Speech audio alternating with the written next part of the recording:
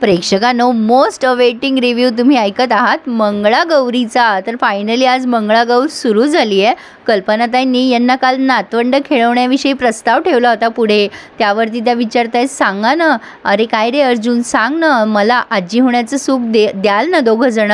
अर्जुनला तर प्रश्नच पडलाय, काय उत्तर द्यावं। तो गप्प बसतो आणि मग म्हणतो, मम्मा काय तू हे कुठलं टॉपिक काढून बसलीयस? अगं तू एवढी छान तयारी केलीयस मंगळागौरीची, ते लोक आले असतील ना खाली बायका, आणि लगेच या पठ्ठ्याला फोन पण आलाय। हा बरा सिच्युएशन मधून पळतो हा। पण आता कल्पनाताई सायलीला विचारतायत, काय ग सायली, त्याचं सोड, पण तू सांग ना मला, तुमचं काही प्लॅनिंग वगैरे तर नाहीये ना?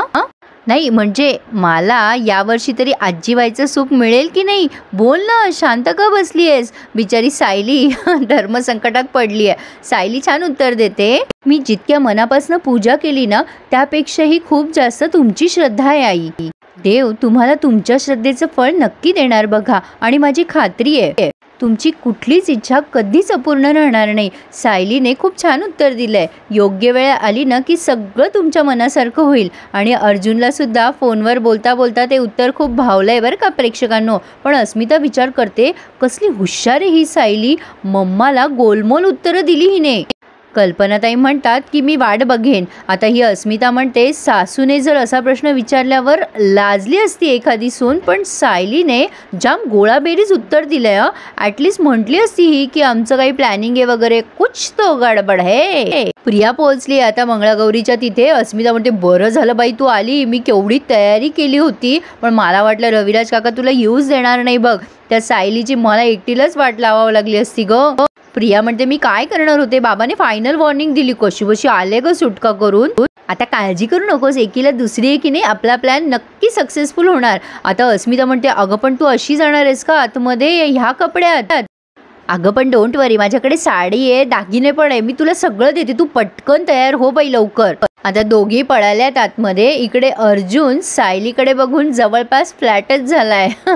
अर्जुन सायलीकडे अगदी खालून वर बघताना दाखवलाय। आणि इकडे ही प्रिया हजर झाली आहे मंगळागौरीच्या तिथे, लगे तयार पण झाली प्रेक्षकांनो। आता पूर्णाजींना फार कसं तरी होत असतं, त्या तन्वीला बघून विचार करताय, माझ्या तन्वीचं आणि अर्जुनचं लग्न झालं असतं तर किती बरं झालं असतं। या मंगळागौरीपेक्षा कैक पटीने भारी मंगळागौर केली असती मी माझ्या तन्वीची आणि अर्जुनची। प्रतिमे मला माफ कर ग। आता या पूर्णाजी पुन्हा पुन्हा गुलाबजामुनची टेस्ट का विसरतात प्रेक्षकांनो, मला तर कळतच नाही। आता ही प्रिया आली आहे, पूर्णाजी आले मी, बघ कशी दिसतीये। पूर्णाजी म्हणतात, छान छान, वा वा। आता इकडे अर्जुन उगाचच काहीतरी विषय वाढवतोय सायलीला तिथे 2-3 मिनिटं थांबून घेण्यासाठी, म्हणजे त्याला बघायचं आहे ना तिच्याकडे। आता हा म्हणतो, तुम्ही मम्माला जे काही उत्तर दिलं ना ते खूप छान उत्तर दिलं। सायली म्हणते, हो ना सर, त्यांनी पण अचानक असा प्रश्न विचारला, मला कळलंच नाही काय बोलावं, अशा वेळेला काय बोलावं कळतच नाही ना सर, खरं बोलावं की खोटं बोलावं। अर्जुन तिच्याकडे बघतच असतो ती बोलत असताना, आणि मग म्हणतो, नाही नाही, मग तुम्ही खूपच छान उत्तर दिलं हं सायली, तुम्हाला खूप छान जमतं हे मॅनेज करायला। हे सगळं बोलत असताना तो सायलीकडे सतत बघत असतो आरशामध्ये। त्यांनी हे दोघांचं बॉन्डिंग मस्त दाखवलं आहे आज प्रेक्षकांनो, बघायसारखं आहे। सायली म्हणते, बरं सर झालं का तुमचं बोलून, मी आता खाली जाऊ का, बायका वाट बघत असतील। अर्जुन म्हणतो, हो थांबा जरा, पण माझ्याकडे एक आयडिया आहे, मम्माला तुमचं आणि माझं रिलेशन आणखीन घट्ट आहे ना ते कळलं पाहिजे। आता काय आयडिया आहे ते पुढे बघा। कल्पनाताई आलेल्या पाहुण्यांची उडबाईस करताय, म्हणजे काय हवं नको विचारताय, सगळ्यांना म्हणताय, बरं झालं तुम्ही आलात, खूप छान वाटलं। खरं सांगू का प्रेक्षकांनो, प्रिया आणि सायली समोर कल्पनाताई खूप उजव्या दिसत आहेत, त्यांना खूप सूट झालंय नवार। तेवढ्यात अर्जुनराव सायलीला असे घेऊन येत आहेत खाली, हे बघून पूर्णाजीला खूप राग आलाय आणि प्रियाचा तर जळफळाट झालाय। अस्मिता तिला म्हणत असते, तू फक्त आपल्या प्लॅनवर फोकस कर। अस्मिताच्या पातळाचा कलर खूप सुरेख आहे, पण तिथे जमलेल्या बायका म्हणतात, बाई कल्पनाताई अगदी सुंदर जोडा आहे हो लक्ष्मीनारायणाचा, अगदी मेड फॉर इच अदर। बायका जेव्हा चर्चा करत असतात तेव्हा अस्मिता आणि प्रिया अशा रागाने बघत असतात या दोघांकडे। अर्जुन सायलीला घेऊन खाली येतो, सगळेजण म्हणतात, वा वा, काय प्रेमळ नवरा भेटलाय ग सायली तुला, काय रे अर्जुन, करमत नाही का तुला बायकोशिवाय? अर्जुन म्हणतो, अरे नाही नाही, तसं काही नाही, आज माझ्या बायकोची पहिली मंगळागौर आहे ना, मी फक्त तिला खाली सोडवायला आलो होतो, बाकी काय नाही, तशी मला माझी कामं आहेत, मी जातोय आता वर। हे सगळं तो सायलीकडे बघून बघून म्हणत असतो. आता ही प्रिया मात्र खूप जेलस फील करत असते. अस्मिता तिला सारखी थांबवत असते, तू बाकी गोष्टींकडे लक्ष देऊ नकोस बाई, तू फक्त आपल्या प्लॅनकडे लक्ष दे. कोणाचं काय तर कोणाचं काय काय प्रेक्षकांनो, पण त्यांनी दाखवलंय भारी. तुम्हाला टी व्हीवर पाहायला खूप एन्जॉय होईल, म्हणजे छान वाटेल हे सगळं बघायला. आता त्या सगळेच जणी मंगळागौरीचे खेळ सुरू करताय. अर्जुन गेलाय आता वर त्याच्या खोलीत, पण आता एक एक त्यांनी गाणे दाखवलेत. आता मंगळागौरीचे गाणे एक एक सुरू झालेत. सुपाचा खेळ दाखवलाय, ते किस बाई किस, दोडकं किस, हे सगळं पूर्णाजी मस्त तिथे बसून एन्जॉय करतायत. आणि प्रिया मात्र प्रत्येक वेळेला सायलीला खुन्नस देते असं मध्ये मध्ये दाखवलंय. आणि ही सायली, कल्पनाताई ते लोटाळण्याचे खेळ खेळताय. आता इतकं सगळं मी तुम्हाला गाणे नाही एक्सप्लेन करू शकणार प्रेक्षकांनो, कारण ते तुम्हाला बघायला जास्ती छान वाटतील. आता रविराज ह्या सुमनला विचारताय, सुमन कुठे गेली आहे तन्वी, ती तिच्या खोलीत नाही आहे. आता रविराजांची ॲक्शन एकदम बच्चन साहेबांसारखी आहे. हॉय तसा झालाय नाही फोटो असो, पण आता सुमन खोटं बोलते हा प्रेक्षकांनो. सुमन म्हणते मी तन्वीला तिच्या खोलीत सोडलं, पण सुमनच्या समोरच निसटली ना प्रिया. आता रविराज म्हणतात थांब, आता मी अस्मितालाच फोन करतो, ती नक्की तिकडेच गेली असणार आहे, त्यांच्या आग्रहाला बळी पडली असणार आहे माझी तन्वी. तन्वीबद्दल जास्ती सॉफ्ट कॉर्नर आहे, म्हणजे असावा, पण ते वडीलच आहे म्हणा तिचे. पण आता तेवढ्यात ते फोन करतात अस्मिताच्या मोबाईलवर, दुसऱ्याच कुठल्या तरी बाई उचलतात. अस्मिता म्हणते कशाला उचललात तुम्ही फोन. आता ते फोन घेते अस्मिता आणि म्हणते हॅलो, काय रे काका. रविराज म्हणतात तन्वी कुठे आहे अस्मिता.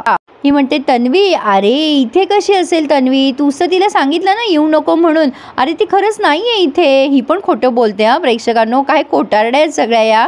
पण खरंच रविराजाने हे उत्तर पटणार होतं का. ते म्हणतात ठीक आहे बघतो मी काय करायचं ते. आता तिथे होडी खेळत आहेत सगळ्या बायका. होडी खेळणं खूप अवघड असतं बरं का.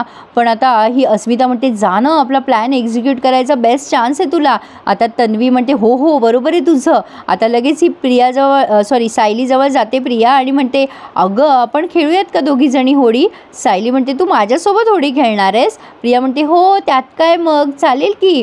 आता लगेच पूर्णाजी म्हणतात बाई माझी तन्वी किती मोठ्या मनाची आहे, सगळं विसरून ह्या पोरीशी नीट बोलतीये, किती छान वागतीये, किती ती आंधळी माया.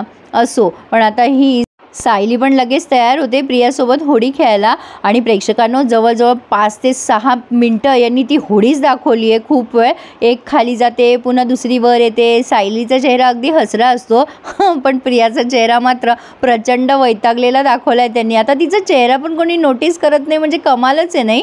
आता ती जन्मखून दाखवत आहेत मध्ये मध्ये. पूर्णाजी मध्ये मध्ये म्हणत असतात अगं बाई हळू पडताल. प्रिया पूर्ण प्रयत्न करते सायलीला जोरजोरात दाबायचा, पण सायली काही डोक्यावर पडत नसते. असं ती मनात विचार करते, अरे यार ही डोक्यावर का पडत नाहीये. आणि अचानक काय कसं कुठे मला काही कळलं नाही, पण मध्येच तिला आठवलंय सायलीच्या पायावर जन्मखूण आहे म्हणून. आणि तिला तो प्रसंग आठवलाय की सायली केव्हा तरी पायातले घालत असते आणि ती तिला सहज विचारते काय ग चांदीचे आहेत का पायातले. सायली म्हणते अगं मधुभाऊंनी दिले आहेत. मग ही म्हणते हां मग कसले चांदीचे असणार आहेत, असेच असतील डुप्लिकेट. आणि हे काय आहे ग. सायली म्हणते अगं ही माझी जन्मखूण आहे. आणि प्रियाला आठवतं की ही जन्मखूण जर कल्पनाताईंनी आणि पूर्णाजीने म्हणजे म्हातारीने पाहिली तर कसं व्हायचं.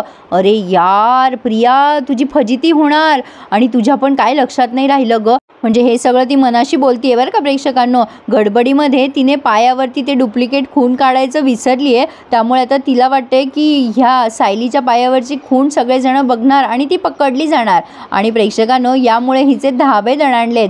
कल्पनाताई आणि पूर्णाजी दोघी पण या होडी वगैरे सगळं एन्जॉय करताय. सायली मात्र मस्त आनंदात आहे. म्हणतात ना कर नाही त्याला डर कशाला, खोट्याच्या पदरी गोटा. तसं या प्रियाचं झालंय, तिचे धाबे दणाणलेत. आता पुढे बघूयात काय काय गंमत घडतीये. पण आता प्रेक्षकांनो इथे त्यांनी हा रिव्ह्यू पूर्ण केलाय. फार काही सांगण्यासारखं नाही आहे आज तुम्हाला.